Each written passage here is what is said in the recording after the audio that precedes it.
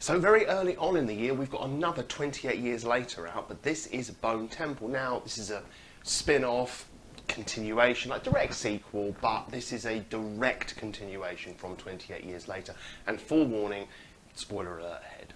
And we continue exactly where we left Spike. So again, direct sequel, as I said. But Spike meets a very creepy group of people. Now, not exactly the first time we've seen this in a post-apocalyptic world setting where it's like groups of people, things happening, mostly negative, sometimes positive.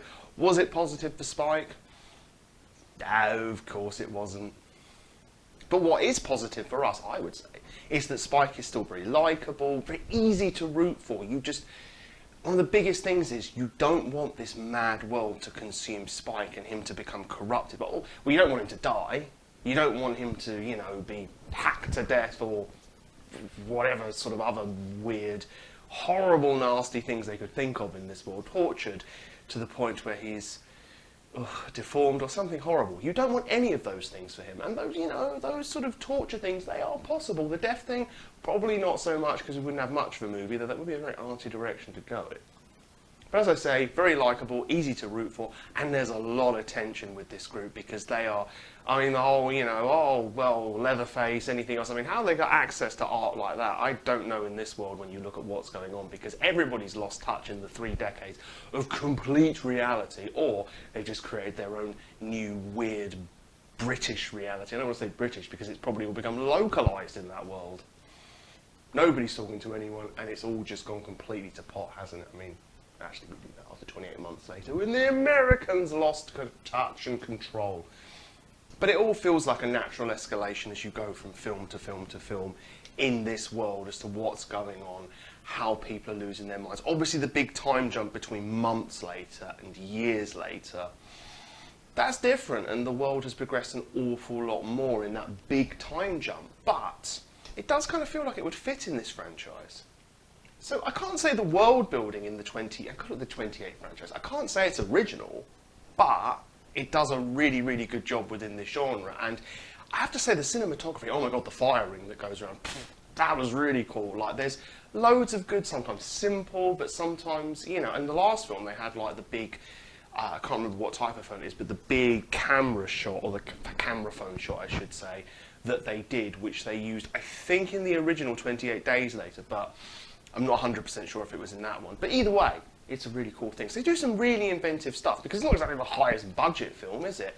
So you've got to do some inventive things, and occasionally just blow a bit of money on the odd, like firing here and there. I don't know if it really cost them a lot of money, but it looked cool. And their world building, again, makes it tense, unnerving, like, oh my god, everyone's going to kill everyone. They could literally walk just right in front and something could be there to just... But a character that should have really been more important, in my opinion, so it's a criticism, and the fact it's called Bone Temple, the Doctor himself, so the Doctor at the Bone Temple, he had a really interesting arc, potentially. It was the whole, is there humanity left in the zombies, in the undead? And it's like, okay, again, this is nothing original, because we've seen this so many times in these post-apocalyptic worlds about, are you still there, husband, son, daughter, grandfather, mother, father? We've seen it all, right? But he's trying to find out what's going on here. Are people still there? What is humanity? What is the soul? All of these questions that, these different franchises ask. But it took him nearly 3 decades. That's a bit weird. But, on another positive, I'd say the pacing of this movie was really, really good. I was entertained throughout the whole thing.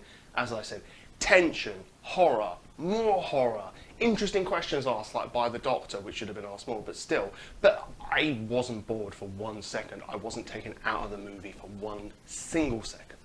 And they did have some comedy moments, is the thing, right? And that's fine for a little bit of relief if you put just a little bit in these kind of movies. They did that. It didn't make it seem goofy, it didn't feel out of place, like, oh, we need more, just do more. No distractions needed, minimal comedy, but where they had it, it was effective.